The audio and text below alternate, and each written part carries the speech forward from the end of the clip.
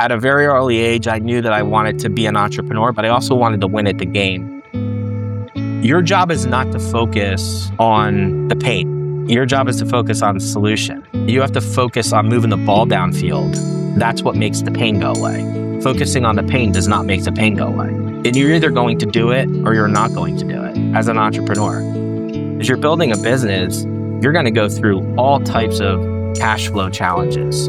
You're going to fight to make sure that you have enough cash flow so that you can continue operations and continue growing and continue building. I do put myself into a safe place when I'm going through the most difficult situations.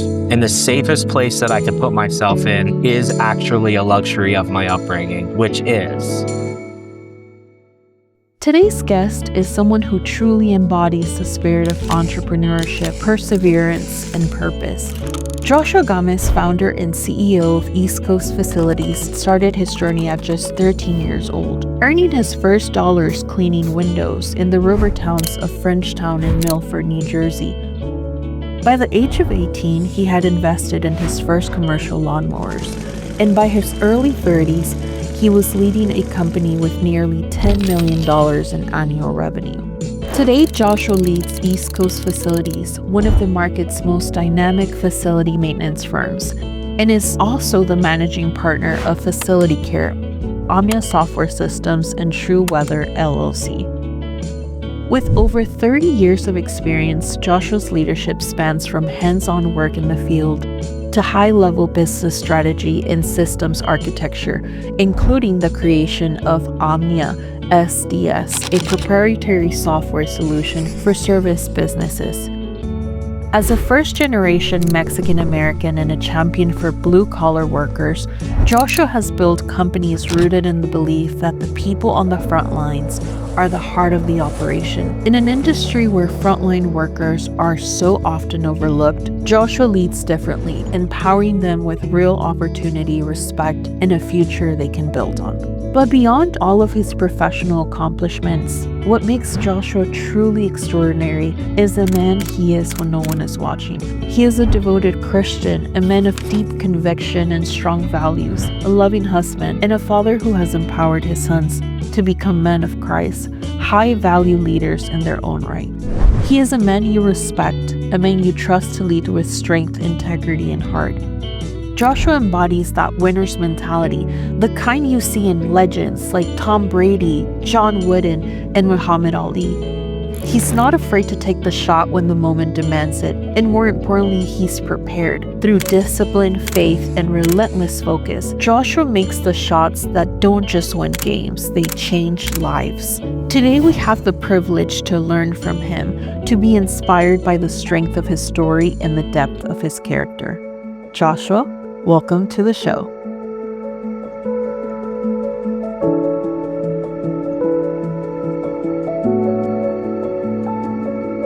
Thank you very much. I'm honored.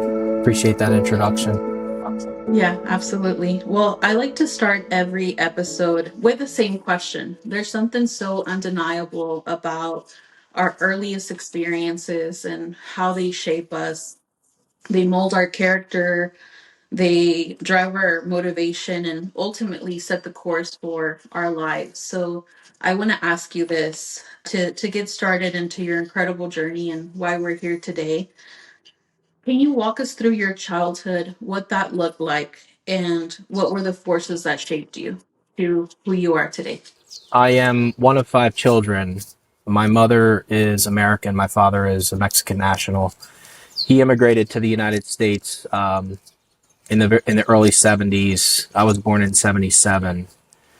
We grew up, I call it American poor. I don't like to use the word poor because I've since traveled beyond our country and I know what poor means. And there's not a lot of it in the US. It's there, but not a lot. When I compare it to places like Central America, South America, where I've seen true poverty. That being said, we were raised in a household of little means. And, we did not come from a household with parents who were, highly educated, as the term goes. They had no, higher education, secular education beyond just standard schooling. So they were just hustlers. They were hard workers. My father, being an immigrant, had limited opportunities to work, so his work was largely surrounded in that blue collar, in the field type work. He did commercial cleaning. My mother assisted him. They would often come home. They would leave early in the morning and they would come home late at night. They worked during the week. They worked on the weekends. We had to sort of take care of ourselves during the day. When we come home from school, my mother would have snacks ready for us, but she often wasn't there. She was helping my father, or if she was there, she was working hard around the house. So really blue collar, rooted family, very conservative, a Christian family upbringing, very involved in our sort of like religious activities growing up as children. And I have my oldest sister is 5 years older and my younger brother is 5 years younger. So I am the child that's right in the middle. I think they usually call that child the black sheep. Uh, and I sort of am, in the sense that I've always had this personality that I kind of challenge the status quo. If I put all that in a nutshell, humble beginnings as a family, larger family, cultured family in terms of having that blend of American and Mexican culture within the household. I'm right in the middle of 5 kids, so I'm taken inbound or given outbound from both sides between the older siblings and the younger siblings. Grew up in rural Pennsylvania also, so very much a country boy. Definitely not a city guy, and that sort of is the foundation of where I came from. Well, that's great to hear. It's also very similar from my upbringing. And one of the things that kind of comes to mind is, did you know that you wanted to be different or live differently than what you grew up in? Is that something that you said, you know what, I want to be an entrepreneur? What was that like with your mindset at the time in growing up? So I think having that entrepreneurial spirit is embedded in my DNA, and I also very much come from a whole hustle culture environment. So you put the two combined, and I think it's inevitable that I'm, at least in my journey, going to take a stab at being an entrepreneur. I also watched my parents, as hard as they worked, and even though they had their own small business, I watched them suffer and struggle in business. I watched them essentially work paycheck to paycheck. My father, my father would bring us home stories. I'll give you one, but my father would, he worked at various lumber yards and he would do their cleaning, and of course, part of cleaning is cleaning the bathrooms. And he people who don't think that prejudice and racism is as prevalent as maybe we do, people of color or Hispanics, when you grow up experiencing it, you can see it through a different lens. He would bring home stories such as this one. He would go to this particular lumber yard, and the men who worked in the yard would make jokes at him and say, "Oh, are you here to clean the urinals again? Are you here to clean the toilets?" And in fact, the one story he told us, he said the one man said, "You know what? Let me go use the bathroom before you clean it."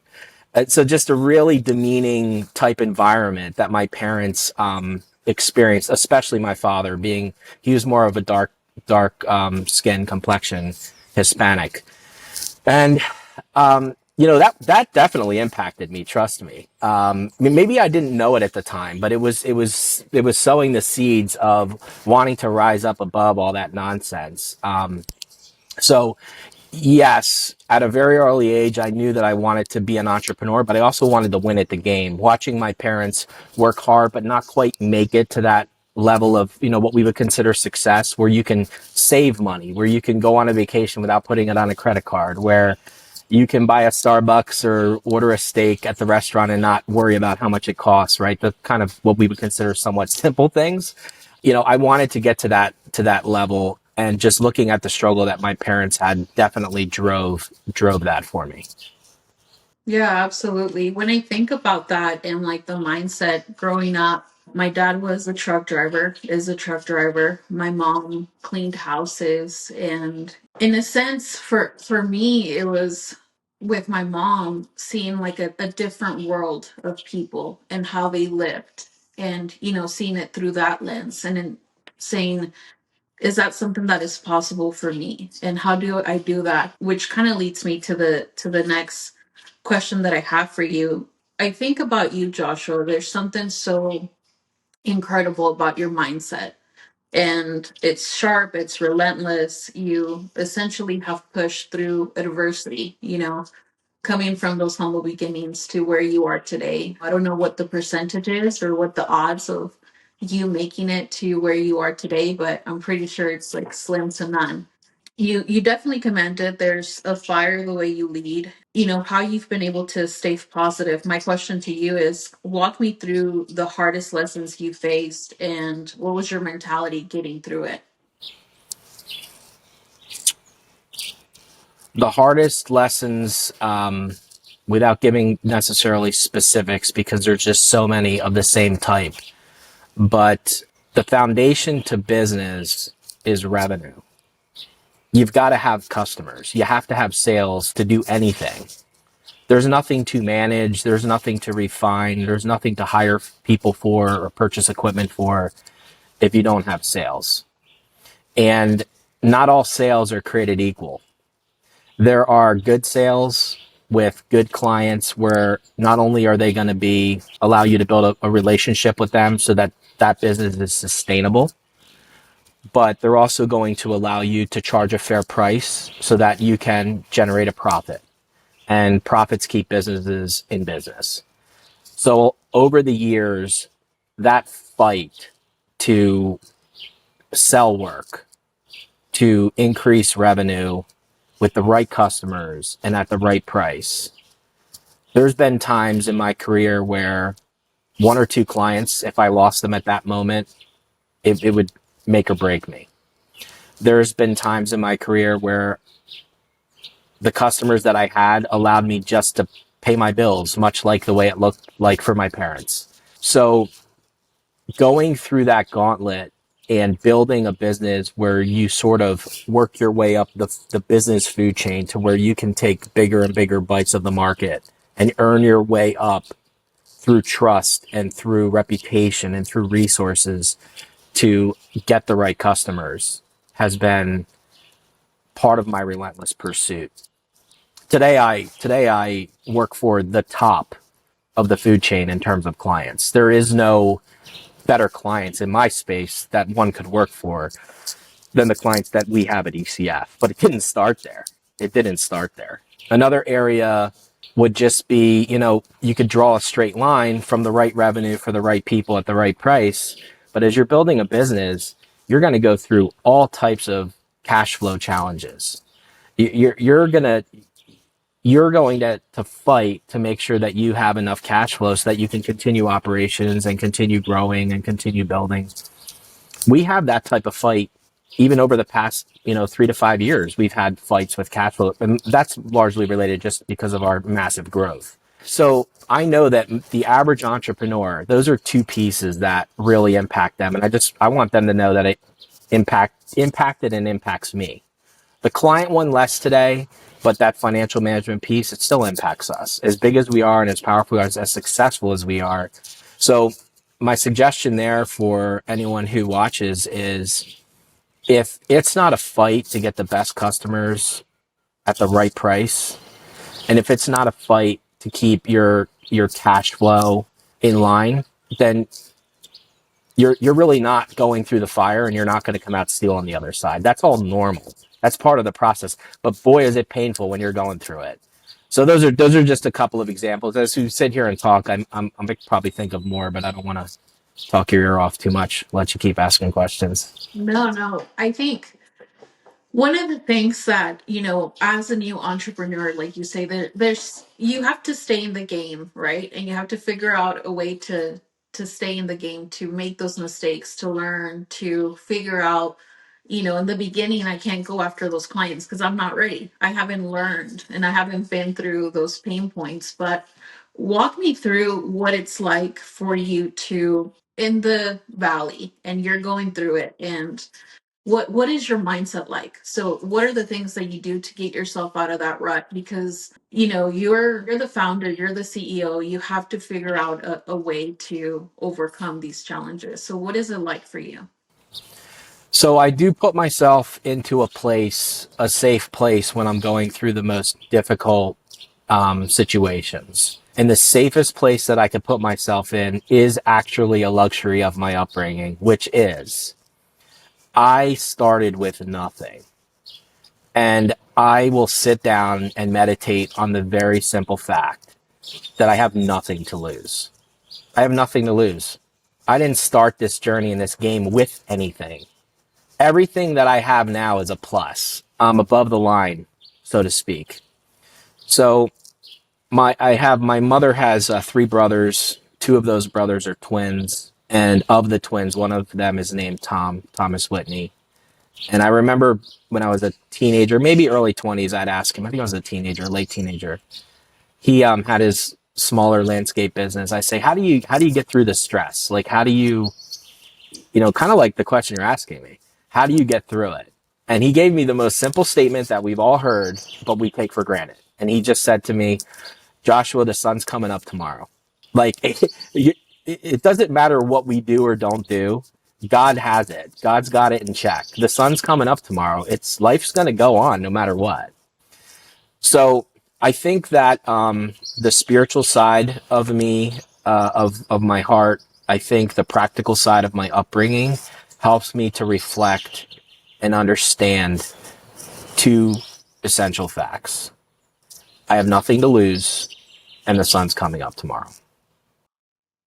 How long does it take you to be in that like space where you need to like give yourself grace? Is it something that you're like, I need to snap out of it, or do you give yourself time, or just depends? How does that work for you? It does depend on the circumstances. I feel very blessed to have this in my personality, that when things get the most difficult for me, I ratchet down more and more and more. So like I had a particular year where it virtually didn't snow across my markets.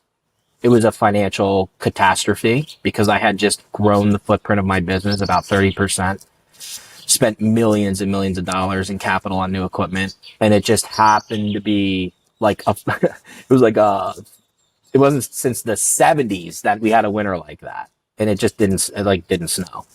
It was a very, very difficult, situation to navigate. And we did successfully navigate it. But at the time, it was one of the most stressful moments, because it was a sort of a pivot or a fork in the road for ECF. It was a moment of truth. ECF is still a new baby, so to speak, right? We only finished our 8th winter last year. So this is probably 5 winters in at this point.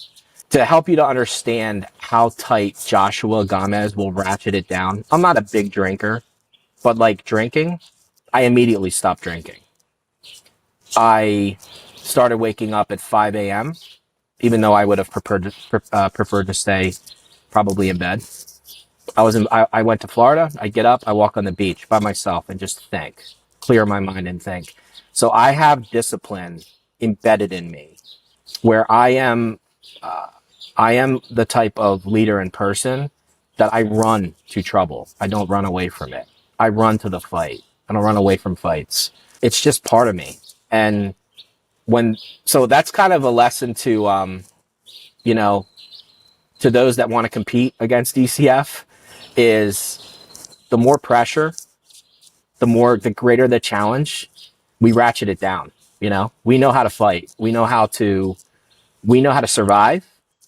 We're come from nothing people, and we know the sun's coming up, and we have the fortitude to implement discipline as fast as you can snap your fingers. So that's a long answer to a short question, but that's how I would describe my process. Yeah, you're a very disciplined and strategic person. Where did this come from? Where do you find inspiration from to be disciplined, to be strategic, to have a vision? Like where did that come from and how has it evolved? I think a lot of that is natural. Um, I think a lot of those parts of my personality are just natural personality traits that I was born with. Certainly, you have an artist who might paint or compose music, and I can't do those things, but they're born with these beautiful talents. I just have a talent for envisioning what could be and then executing on it in business. I've had it from a very young age. I think that what's important for all of us is we all have talents. Now this is a business podcast. We're talking business, but we all have talents, even in the sphere of business. And I think our job is just not to waste those talents. Our job is to tap into those talents. If we're a composer, if we're an artist, if we're an athlete, if we're a business visionary, we got to tap into it and use those blessings. It's really amazing that, what you've been able to accomplish. I want to kind of pivot to something that I think is important to the both of us, which is family and faith. And you kind of mentioned a little bit of both before. Previously have mentioned to you that my family's everything. We've been through a lot. We have lost my mom and lost my husband, and even more so now, my dad, my brother, and my sister, we're a core unit, and we've always kind of been that way. But as someone who has his family around, it's not something that you see often. Raising your three beautiful boys, into leaders, and seeing your young son is such a like impactful thing to witness, especially when you come to events, and it's not something that you can like force them to do, because you see their passion and you see how invested someone is. You either are invested or you're not, and I want you to walk me through all of that and kind of explore fatherhood, not just the title, but when you first became a father, how did you define what kind of man leader you wanted to be for your sons? And, just walk me through all of that.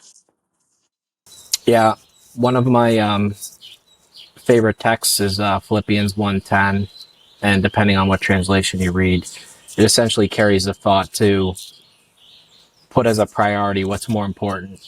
Some translations say make sure of the more important things. Um, there's a lot of principles in the Bible that go back to the nation of Israel, where God is instructing His people to inculcate or embed these principles, these truths, these boundaries in your children. As much as people see the business training or the life training, the practical training, my sons have gotten a lifetime of spiritual training and time tested training and guidance when it comes to morals and principles and Christian qualities, holding ourselves accountable to a higher authority. We don't have a blank check on decision making. There's boundaries in our life, in what we can do. And this is not to say that I or my sons, that we're, perfect people. We're sinners and imperfect like any other person on earth, right? But that was a driving force of how I raised my children. And part of our principles as people of faith include such ideas as you reap what you sow. And, if you're gonna go out to a field and you're gonna plant, you're gonna have a crop, you're gonna have a harvest. Well, the same is in business, right? If you put good work and hard work into it, you're gonna have something to show for it. This is God's arrangement.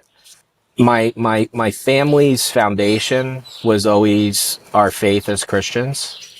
That's evolved over the years, just in terms of how we view ourselves as Christians and view others. And that comment is just related to that we were in a much more structured religious environment than we are now. We're non-denominational Christians at this point, but still have a very strong faith.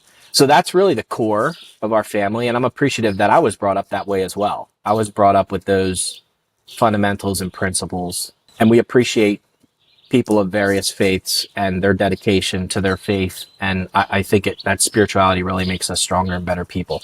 But as far as the business side of things, It was from a very young age that my sons were with me, side by side with me, when they could be at job sites or in my truck, or mom would bring them to visit me at a job site for a little bit. My sons have always been by my side, and I've given my sons a lifetime of instruction on how we do things and our standards as a family. You know what standards mean. Not cheating, not delivering half half-ass work, not taking the easy way, but taking the right way, taking the right path. So that's been just drilled into my sons. And today, the little guy's developing. He's only 4. He'll get there, of course. He's just 4. But the older ones, James is 20, Josiah's 22.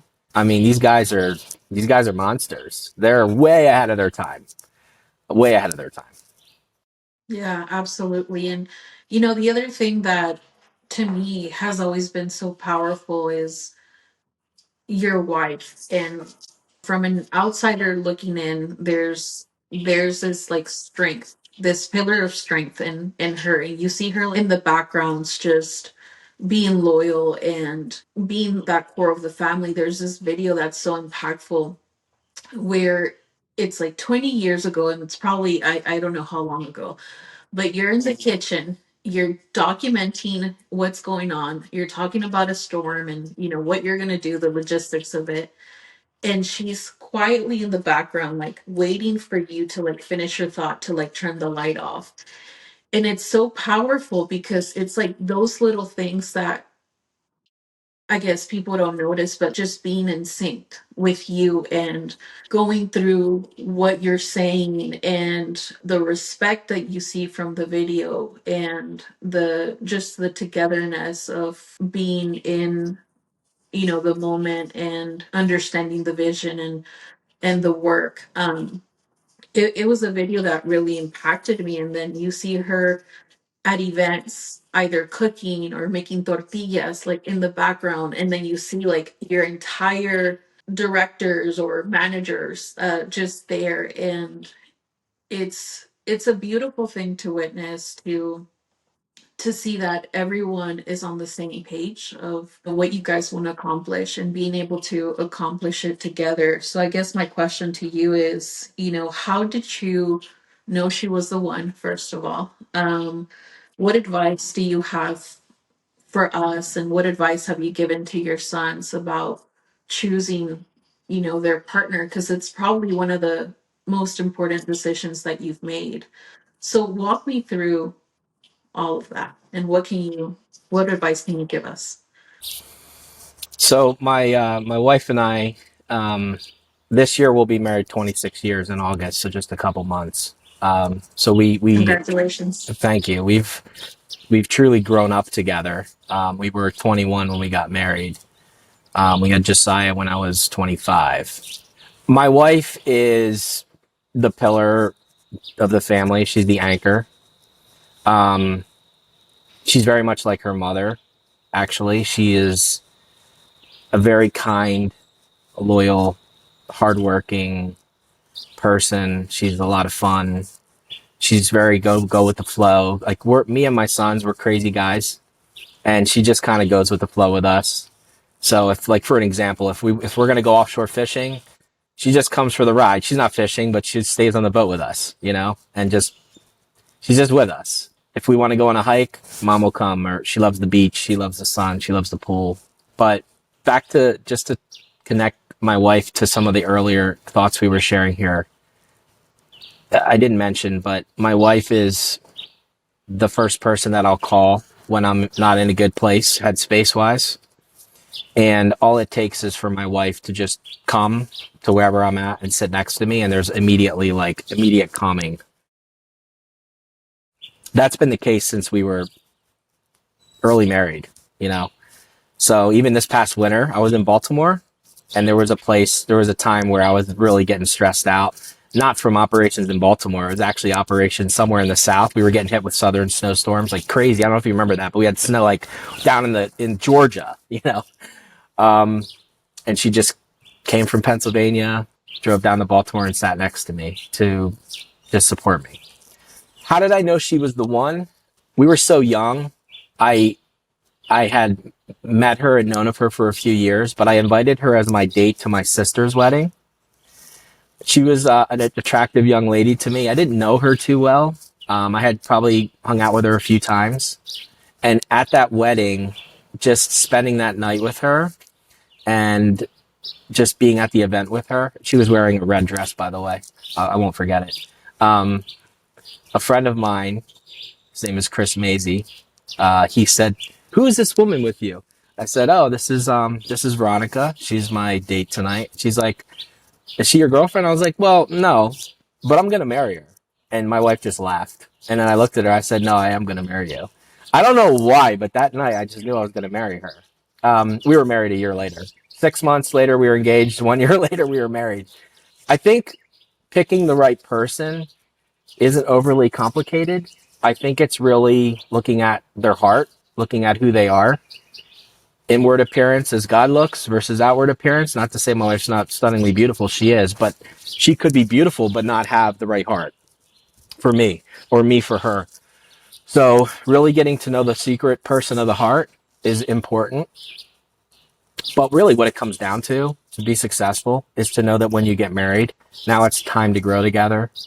It's time to go to work. You're going to work at your relationship. Not every day is a fun day. 26 years, I'm sure there's been plenty of days my wife's been pissed off at me. So, it's working at it. It's keeping the relationship strong. And one of the greatest gifts that a man can give to his children is to love their mother. And when you when you have that in your relationship, deep love, it'll get you through difficult times. It'll get you through all types of challenges, and our love has gotten us through all types of challenges throughout our marriage. Because life throws all kinds of things at you, you know? Yeah, absolutely. My parents were middle school sweethearts, and they were together for a really long time until my mom passed. And just recently, my dad and I were driving, and I asked him, I said, "Dad, what are the things that you should think about whenever you're thinking about, the type of partner that you want to choose for?" And it's the same things you said, having that heart that is compatible, and being someone that you're attracted to spiritually and physically, and just seeing how much grace she has and how she carries herself, and everything that you guys are doing is just absolutely beautiful. So thank you for that advice. Kind of want to go into another pivot here, and it's your strategy and vision. And we kind of talked about this a little bit, but being an architect of everything that you're building, want to kind of dig deeper into how you build systems, standards, structures, and how you go about, because what you're building is, it seems very complicated, and it's a big operation. So how do you go about saying, okay, these are the things that we need to focus on this year or this quarter, and how do you start breaking those down? So that journey starts when a person starts their business. They begin to implement systems and processes, whether they're well defined or documented or not. Often, an entrepreneur in their journey, they're going to start introducing a system or a process, and it's going to be verbal. I remember early on when I had a small business, I would verbally say to my team of 5 or 10 or 15 or 20 people, "Hey, for now on, we're going to do this. This is going to be what we're going to do. Hey, for now on, at the end of the day, we want to refuel, not in the morning." Well, that I just established a process. We're going to refuel at the end of the day, but it wasn't documented. Okay. So what piece of advice, here's a gem comment for anybody with a small business, is you already have many systems and processes in place. They just may not be documented. So what I would recommend is, as early as possible, begin to document and categorize what you do and why you do it and how you do it when you do it. Like, get all that going, get all that captured. over the years, I've been in business for a aggregate of, 34 plus years. And over the years, I've accumulated a ton of systems and processes that govern how my business operates, why we do what we do, when we do what we do, how we do it. And so it's about stacking on top of your foundation, introducing new systems and processes and refinement, but also keeping the existing ones up to date. So going in and updating. And that's why if you're documenting, you could go back in and tweak and update policies or policy memos. Everything that we have system or process related, it's all documented.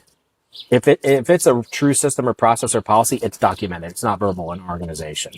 And it's in a virtual environment that our stakeholders have access to. So we use a virtual environment where you would log into our digital operations manual and you could search any number of things, purchasing procedures, safety policy procedure, service delivery, gross profit margin guidance for pricing work. It's all documented. And if we're going to introduce a change or an update or a new policy, we put it into this environment and then that permeates through the ecosystem so that all the stakeholders immediately have access to relevant, updated information.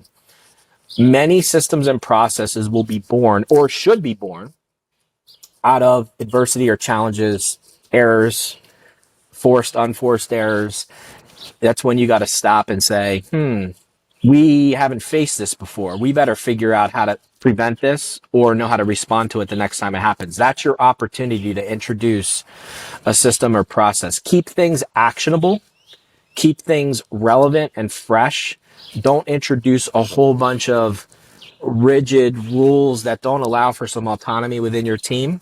Keep the balance there, but over a period of time and responding to challenges, you will find that you have built a beautiful method of doing business. For you, has it been, when someone like myself who's starting off and has a business that's 2 years old and looks at someone like yourself who's so established and so successful, what do you think as far as like level of difficulty for you when you were starting off versus now? What does that look like for someone to, like myself, to say, keep pushing, it's okay to be afraid, but you're able and capable of getting here? Posted a video very recently where the gentleman shared the thought that if you want to win, you can't give up, because if you give up, you're sure and guaranteed not to win. So the first step is not giving up, knowing that you're going to go the gauntlet. I'm battle hardened after 34 years. I have gone through some crazy, crazy stuff. I've had times in my career where I have, this is when I'm smaller, but there's still big numbers. $150,000, $200,000 a week payrolls. This is going back some years where I had $5,000 in my bank account on Monday and I had to make payroll on Friday. I never missed a payroll. I've had some really difficult times in my career. I mentioned recently in a speaking engagement, I shared an experience where when we were building ECF, only the third year in, I lost a customer that accounted for 38% of my business. That's pretty recent. That was in 2020. So maybe it was like the third or fourth year in. But there's so many more examples I could give over the prior 25 years. Your job is not to focus on the pain. Your job is to focus on the solution. You have to focus on moving the ball downfield. That's what makes the pain go away. Focusing on the pain does not make the pain go away. And you're either going to do it or you're not going to do it as an entrepreneur. I mean, I hate to word it that way, but that's just the reality. There's not, we don't really get to phone a friend all the time, right? As business owners. Sometimes we do. And I've got some great friends I can call for help and they know they can call me for help. But we don't always have the luxury of phoning a friend. So as hard-nosed as this sounds, expect as an entrepreneur, you're going to go through the fire if you want to come out steel. And if you're not willing to go through the fire, it's just not going to happen. So Embrace the suck. You've heard that expression? Like, that's your best friend. Look at the challenge, look at the obstacle, look at it right, look at it right in the eye, and figure out how you're going to go through it, or endure the challenge until God reveals the solution, because that's another thing too. So being a person of faith, I have seen multiple times, and I don't mean in some mysterious type way, but I've just seen multiple times where by staying the course and just waiting on God, just things just work out. They just work out. It doesn't mean that $1 billion is deposited in my checking account, but some solution, some off ramp, some exit was created for me to get through it, where I didn't know how I was going to get through it. And there's been so many times, give me the chills thinking about it, so many times in my career where I can think of specific situations where I'm just like, I don't know how we got through that, but it wasn't me. It was it was probably an earned blessing from doing something else good before that, or God knowing I'm going to do something good with it, knowing where my heart condition is. So just stay the course. Yeah, and that's always something so beautiful that when you just keep going and you don't give up, there are times where you're on your knees saying, I don't know if I could do this anymore. And then just moments later, the solution comes out of nowhere and you're like, how did this happen? All right, we're back in business, and you keep going. And it's almost that, I guess when you're starting off, you don't have enough references to That's right. fall back on. That's right. And hearing you say is like, I've been through so much. There was this one time where I needed 100K to make payroll, and it's like, for me it's like, you needed what? And it's and now you have a bigger problem, and you have that bank of trials and tribulations that you can reference to and say, we're going to get through it. I don't know the answer right now, but we'll figure it out. And you kind of have to have all those little things that help you: faith, your family, your grit, your past grit, your resilience, that DNA that kind of fuels you as an entrepreneur. Because it's something that, I don't want to say maybe addicting is the right word, but something that kind of pushes you forward to continue to, just become a better human being and a better person. So I know that for me, with entrepreneurship, it's been a good way for me to like look in the mirror and say, how can I become the better person? Because it shows you don't have like people to kind of hide behind. I have a comment there, if I could. I think this is really important, and especially for us who have faith as Christians.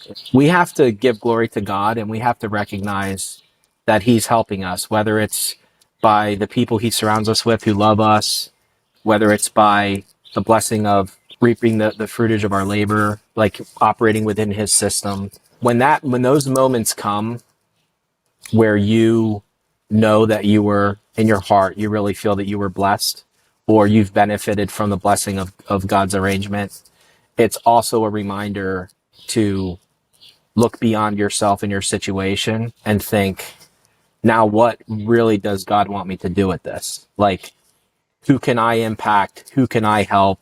How can I take this good situation that I'm in and make a small difference and contribute to His arrangement?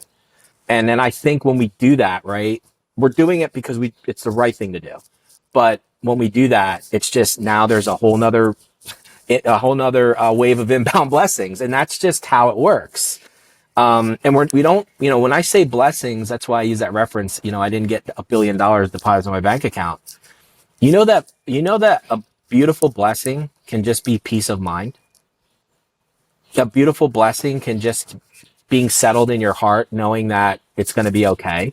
We don't always have to interpret blessings to some like material movement, or, I don't, I'm not a fan. I hope I don't offend anybody. I'm not a fan of these wealth preachers, where they connect wealth to their ministry. And I don't see that in God's arrangement. I think our blessings can come in a number of ways. And then it's just our opportunity and really responsibility to recognize that. What do we then do with that? What do we do with that off ramp we were given, or that protection we were given? I think it's very important. Yeah, well, that's beautiful, and I agree. So I want to get into something a little more fun before we go into the last question, but kind of want to get to know you with some rapid fire questions. And I'm just gonna throw them out there, and whatever comes to mind, you let me know. So, what's your favorite book recommendation for aspiring leaders? Oh, I'm going to sound super cliche. I don't read a lot of books, to be honest with you. People think I do. I do. I don't like this question because I'm going to sound like self-righteous. I do read the Bible every morning. That's my book. I really do. I love that. What's your preferred way to relieve stress? Sleep. Favorite song or artist? I don't have one. The first thing that came to my mind is Pink Floyd. Which one? I What loved song? I loved The Wall, the album, part one and two. I just love that album. So all of that album. Yeah, that's hilarious you say that because my dad's favorite song is Another Brick on the Wall. There you go. So I can't tell you how many times Well, when we I heard that song growing up. Yep. when It's I like, come all visit right, here your we go again. father, we're gonna put that on and we're gonna have a beer or whiskey or whatever we're having. For sure. If you could sit down with one historical figure for dinner, who would it be? Mm, Abraham Lincoln. Favorite dish? Enchiladas con pollo. Green or red? Red. Favorite quote or mantra you live by? A recent quote that I've really embraced is Van Gogh's quote, I dream of my painting and I paint my dream. That's beautiful. Guilty pleasure snack. Coffee ice cream. Best movie of all time.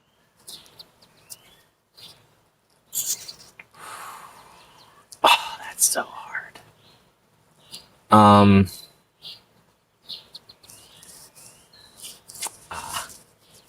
I don't know. I don't know. I can't answer that. It's too hard. Last of the Mohicans. How's that? Last of the Mohicans. I love that movie. Nice. Most used app on your phone that's not work related. That's not work related?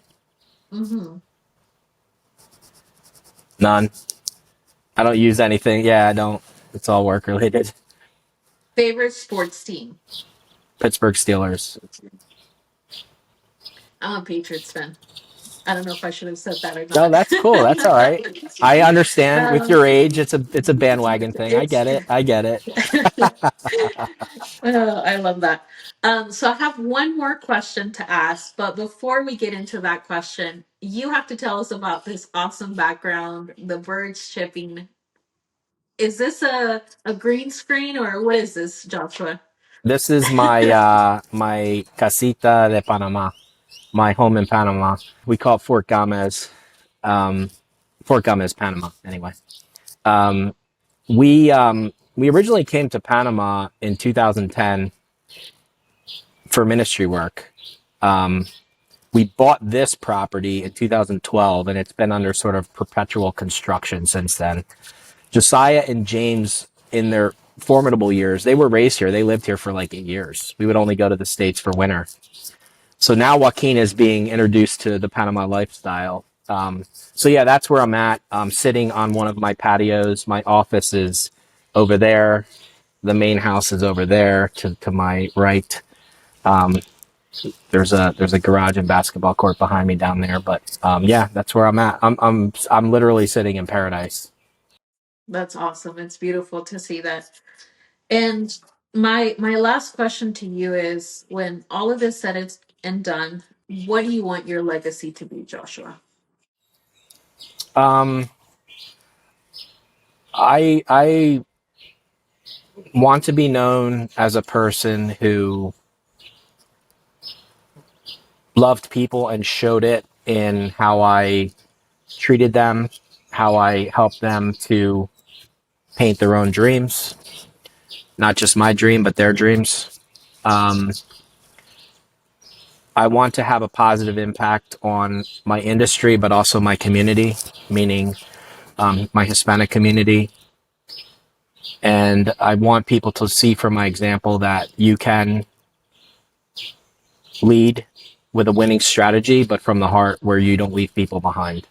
That's beautiful. Well, thank you, Joshua, for being here today. I think this is one of those conversations that myself and other people will be able to reference and kind of learn more, as the years go on, and different things will be able to click. So I appreciate you taking the time to speak with me today. Thank you for being a thought leader. Thank you for being a leader, not just in the landscape industry, but a leader for minorities, a leader, a man of God. And I can't wait to see everything else that you're accomplishing and how you're changing the game. So thank you so much. Thank you for the opportunity. It's a great conversation.